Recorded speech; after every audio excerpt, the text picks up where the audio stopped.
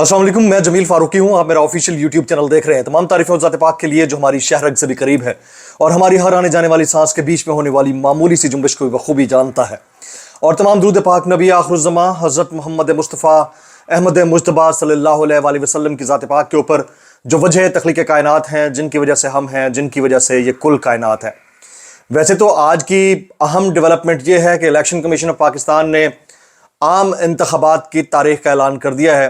11 फरवरी ये तारीख है, लेकिन इलेक्शन कमीशन ऑफ पाकिस्तान को जो डायरेक्टिव दिया गया है सुप्रीम कोर्ट ऑफ पाकिस्तान की जानिब से, वो कितना इम्पॉर्टेंट है? क्या इलेक्शन कमीशन सदर ममलिकत से मुशावरत करेगा? जो तारीख दी गई है, क्या उसके ऊपर इंतखाबात हो पाएंगे? ये बहुत बड़ा क्वेश्चन मार्क है। लेकिन उससे बड़ी खबर और सबसे बड़ी खबर, हामिद मीर साहब, उनसे लाख इख्तलाफ, बहुत सारे मामलात के ऊपर इख्तलाफ राय है, उनके नज़रियात से बहुत सारे मामलों के ऊपर इख्तलाफ राय है। लेकिन आज जो उन्होंने कॉलम लिखा है टिश्यू पेपर, उसमें उन्होंने आज से तकरीबन 18 महीने पहले से शुरू होने वाला एक मामला, जिसमें लग ऐसे रहा था कि मौलाना फजल रहमान साहब, शहबाज शरीफ साहब और उनके हवारी मिलकर खुदा न खास्ता अगर इजराइल को तस्लीम करने की तरफ जाते तो वो सारे का सारा मलबा पिछली हुकूमत पर डाल देते कि ये कमिटमेंट्स उनकी थी और अब उनको पूरा करने के लिए मजबूरन शहबाज शरीफ साहब की हुकूमत को इजराइल को तस्लीम करना पड़ रहा है। लेकिन आज हामिद मीर साहब ने एक जो कॉलम लिखा है टिश्यू पेपर के उन्वान से, उस कॉलम ने सारे मामलात की कलई खोल कर रख दी है। What a column it is. मैं चाहूंगा कि आप इसको थोड़ा सा टाइम दें और गौर से सुने।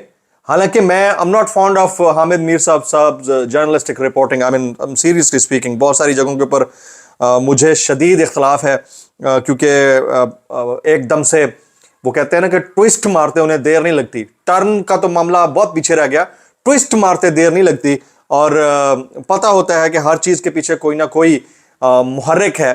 इसके पीछे यकीनन मुहर्रिक ये होगा कि वो साबिक आर्मी चीफ जनरल बाजवा साहब को क्रिटिसाइज करना चाह रहे होंगे, लेकिन क्योंकि हालात ऐसे बने हुए हैं। लेकिन उन्होंने इसमें, वो कहते हैं ना कि हुब्बे अली में नहीं बुग़्ज़े मुआविया वाली बात है, उसमें कुछ ना कुछ वो बोल गए हैं जिसका फ़ायदा इस वक्त इमरान खान साहब और उनकी जमात यानी पीटीआई को है।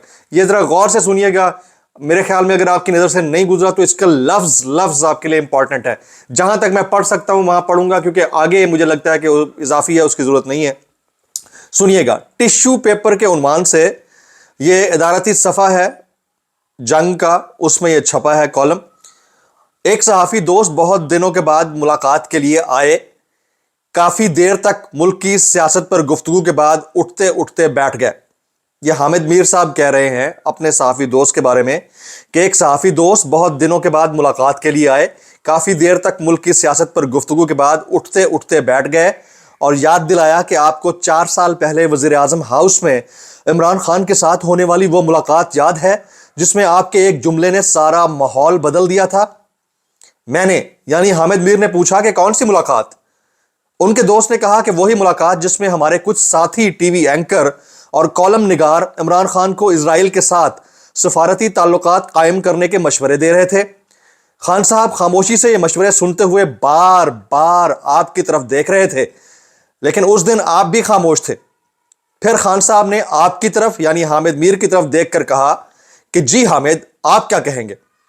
हामिद मीर ने खान साहब के सर के ऊपर लटकी हुई एक तस्वीर की तरफ इशारा करके पूछा कि मिस्टर प्राइम मिनिस्टर, ये जिसकी तस्वीर आपके ऊपर लटकी हुई है, ये बड़ा लीडर है या आप बड़े लीडर हैं? खान साहब ने सर घुमाकर ऊपर देखा और कहा कि कायदे आजम मोहम्मद अली जिन्ना हम सबके लीडर हैं। जिसके बाद आपने कहा कि कायदे आजम के पाकिस्तान में सिर्फ कायदे आजम की पॉलिसी चलेगी, आपकी या मेरी पॉलिसी नहीं चलेगी। फिर खान साहब ने यह कहकर सारी बहस खत्म कर दी कि इजराइल पर मेरा वही मौक़िफ़ है जो कायदे आजम का मौक़िफ़ था। मेरा दिल इजराइल को तस्लीम करने के लिए नहीं मानता। दोस्त ने खान साहब के साथ होने वाली गुफ्तगू याद दिलाकर पूछा कि अगर इमरान खान इजराइल के साथ ताल्लुकात कायम कर लेते तो क्या उनकी हुकूमत ख़त्म हो चुकी होती? ये हामिद मीर साहब और उनके दोस्त के दरमियान एक कॉन्वर्सेशन है, बहुत इंपॉर्टेंट कॉन्वर्सेशन है। और इसका जो अगला पैरा है वो इससे भी कहीं ज़्यादा अहम है। इसको ज़रा गौर से सुनिएगा।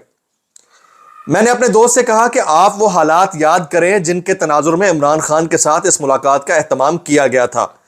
یہ ملاقات مارچ 2019 میں ہوئی تھی اور 26 فروری 2019 کو بھارتی ایئر فورس نے پاکستان کے علاقے بالا کوٹ پر بمباری کی تھی۔ اس دوران یہ اطلاعات آئی تھی کہ اسرائیلی طیاروں نے راجستھان کے راستے پاکستان کی ایٹمی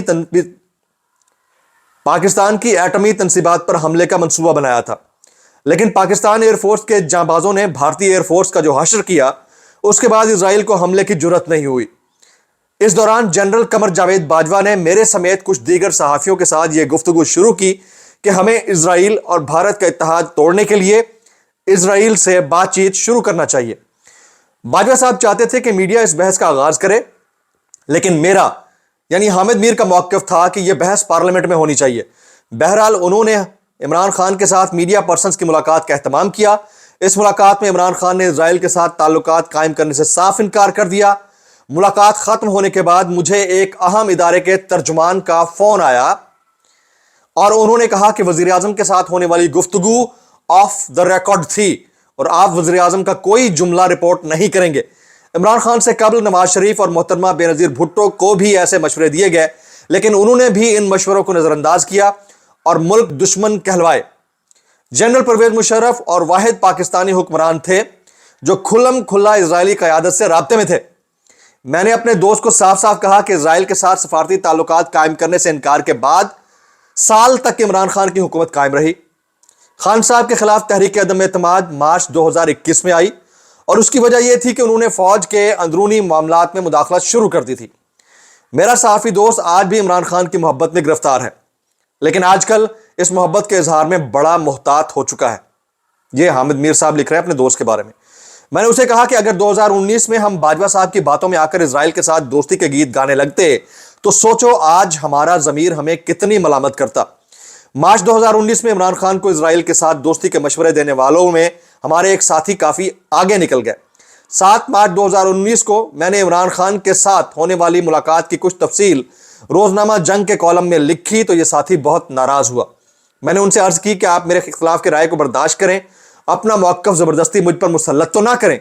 میں نے انہیں خبردار کیا یعنی اپنے دوست کو کہ جن لوگوں کے کہنے میں آ کر آپ عمران خان کو اسرائیل کے ساتھ دوستی کی طرف دھکیل رہے ہیں وہ خود کبھی اس پالیسی کے حق میں عوام کے سامنے نہیں بولیں گے اور آپ کو ٹشو پیپر کی طرح استعمال کر کے ڈسٹ بن میں پھینک دیں گے۔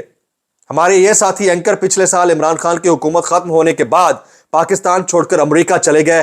آج کل وہ امریکہ میں بیٹھ کر پاکستان میں آئین اور قانون کی بالادستی کی جنگ لڑ رہے ہیں۔ اگر عمران خان نے ان کی بات مان لی ہوتی تو مولانا فضل الرحمان اکتوبر 2019 میں اسلام آباد سے واپس نہ جاتے بلکہ اپنے ہزاروں ساتھیوں سمیت وزیر اعظم ہاؤس کے اندر داخل ہو کر دم لیتے۔ مولانا فضل الرحمان کو واپس بھجوانے میں جنرل باجوہ اور جنرل فیض نے اہم کردار ادا کیا تھا، جس کا مطلب یہ ہے کہ مارچ 2019 میں اسرائیل کے معاملے پر عمران خان کے انکار کے 7 ماہ بعد بھی جنرل باجوہ اور فیض تحریک انصاف کی حکومت کا تحفظ کر رہے تھے۔ بہت امپورٹنٹ یہ کالم ہے۔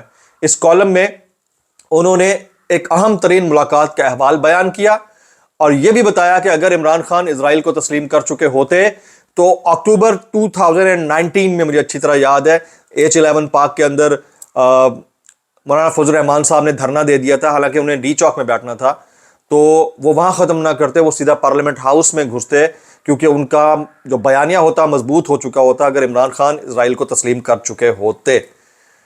یہ جو 18 ماہ کی حکومت گزشتہ گزری ہے وہ بھی اگر خدا نخواستہ اسرائیل کو تسلیم کر لیتی تو سیدھا سیدھا سارا ملبہ انہوں نے عمران خان پر ڈالنا تھا کہ عمران خان یہ سارا کچھ کر گئے، اور اس کالم نے اس ڈینٹ کو کافی حد تک ریپیئر کیا ہے جو پی ٹی آئی کو یا عمران خان صاحب کو لگ سکتا تھا۔ ویسے حامد میر صاحب کے بہت سارے معاملات سے مجھے اختلاف ہے، یہ انہوں نے چونکہ کالم لکھا ہے تو ایز اٹ از کوٹ ان کوٹ میں نے ان کا یہ کالم آپ کے سامنے رکھ دیا ہے۔ اب ہم ذرا بات کر لیتے ہیں دوسرے انتہائی اہم معاملے یعنی الیکشن کمیشن آف پاکستان کی، اور آج انتہائی اہم سماعت ہوئی ہے۔ اس سماعت کا احوال بھی آپ نے بڑے غور سے سننا ہے۔ الیکشن کمیشن نے 11 فروری کو عام انتخابات کی تاریخ دے دی ہے اور سپریم کورٹ میں چیف جسٹس پاکستان کی سربراہی میں 90 روز میں عام انتخابات کرانے کے کیس کی سماعت ہوئی، اور اس سماعت کے اندر جو سب سے اہم ترین پوائنٹر ہے اس پوائنٹر کو آپ اور ہم نگلیکٹ نہیں کر سکتے، وہ یہ ہے کہ صدر مملکت نے تو آئین یعنی الیکشن کی تاریخ کا اعلان نہ کر کے خود آئین کی خلاف ورزی کی۔ چیف جسٹس پاکستان نے PTI वकील बैरिस्टर अली जफर से मुकालमा किया और फिर ये हुक्म दिया गया इलेक्शन कमीशन ऑफ पाकिस्तान को, चीफ इलेक्शन कमिश्नर को, कि वो ऐवान सदर जाएं, सदर ममलिकत से मुलाकात करें और इलेक्शन की तारीख के ऊपर मशवरा करके तारीख का ऐलान कर दें। तारीख का ऐलान हो चुका है, 11 फरवरी ये तारीख है। सदर ममलिकत के पास चीफ इलेक्शन कमिश्नर, जिस वक्त तक ये बात हो रही होगी, हो सकता है वो चले भी जाएं, लेकिन किस मुंह से जाएंगे, ये सोचने की बात है। और सदर ममलिकत को जो तारीख देनी चाहिए थी, उन्होंने मुबहम किस्म का लेटर लिखकर कौन सा वफादारी की है आइन के साथ या इमरान खान साहब के साथ बतौर उनके पार्टी के रहनुमा। चलें, अब तो उनके पास कॉन्स्टिट्यूशनल पोस्ट है, but again having said this all, यहां पर क्वेश्चन तो ये बनता है कि वो अगर डायरेक्ट डेट दे देते तो तारीख के पैराए में उनका नाम किसी और लिहाज से आता। बट एक बात सोचने की है, सोचने की बात यह है कि अगर सदर ने ही तारीख का तयन करना था तो केपी और इलेक्शन के इंतखाबात के हवाले से जब सदर ने तारीख का तयन किया था तो उस वक्त उसको गैर आइनी और गैर कानूनी क्यों करार दिया गया, सोचने की बात है। उसके ऊपर इलेक्शन कमीशन ने इतना तबर्रा क्यों किया, उस वक्त सुप्रीम कोर्ट कहाँ थी, उस वक्त सुप्रीम कोर्ट के दीगर जो जजेस थे वो कहाँ थे, ये क्वेश्चन है इंतहाई माजरत के साथ। और अगर सुप्रीम कोर्ट ने एक्सरसाइज की थी अपनी पावर्स फैसलों की सूरत में, जो 14 मई का फैसला आया, तो उस पर अमल दरामद ना होने की सूरत में क्यों सजा नहीं दी गई उस हुकूमत के आला अहदेदारों को, including the information minister, the law minister and the prime minister of that time. ये बहुत बड़े सवालिया निशानात हैं जिनका जो कि अनमिट रहेंगे, वो क्यों हुआ। और अब जबकि इलेक्शन कमीशन ये तारीख दे चुका है और इलेक्शन कमीशन अपनी तौजीहात पेश करता रहा है सुप्रीम कोर्ट के सामने, तो ये कहकर बात टाली क्यों गई है कि आप जाएं और सदर के साथ मशवरा करें। आप सीधा सीधा हेल्ड अकाउंटेबल फॉर करते इलेक्शन कमीशन ऑफ पाकिस्तान को। अगर प्रेसिडेंट ऑफ पाकिस्तान ने कोई कॉन्स्टिट्यूशनल डिसऑब्लिगेशन का मुजाहरा किया है तो आप प्रेसिडेंट ऑफ पाकिस्तान को कटहरे में लाते और उनसे पूछते कि ऐसा क्यों हुआ। तो ये वो मामलात हैं जो मुझे ऐसा लगता है कि वक्त के साथ साथ बदलते रहते हैं। और अफसोस की बात यह है कि पाकिस्तान में हर तरह के मामलात नजरिया ज़रूरत के तहत होते हैं। इसके ऊपर बड़े सीनियर सहाफ़ियों ने बड़े बड़े ट्वीट्स लिखे हैं, खासतौर पर डील के ऊपर, नवाज शरीफ के वापस आने के ऊपर। और नवाज शरीफ अगर डील करके आए हैं तो फैसले भी उसी के मुताबिक आएंगे, ये मैं नहीं कह रहा, ये वो लोग कहते रहे और आप उनकी चीज़ें पढ़ सकते हैं, डिटेल में पढ़ सकते हैं। डिफरेंस ऑफ ओपिनियन हो सकता है, मेरी जो ओपिनियन है इससे आप इख्तलाफ ज़रूर कर सकते हैं, लेकिन जो हालात और वाक़यात आगे बढ़ रहे हैं, अगर इमरान खान साहब को सज़ा हो गई तो हो सकता है कि इंतखाबात 11 फरवरी या इससे 4-5 दिन आगे पीछे हो जाएं, और अगर इमरान खान साहब को सज़ा नहीं होती तो इलेक्शन नहीं होंगे। ये मेरी राय है, आप इससे डिसएग्री कर सकते हैं। आपसे गुजारिश है चैनल सब्सक्राइब कीजिए, बेल आइकन हिट इस्तेमाल कीजिए और दुआ में याद रखिएगा। अस्सलाम वालेकुम।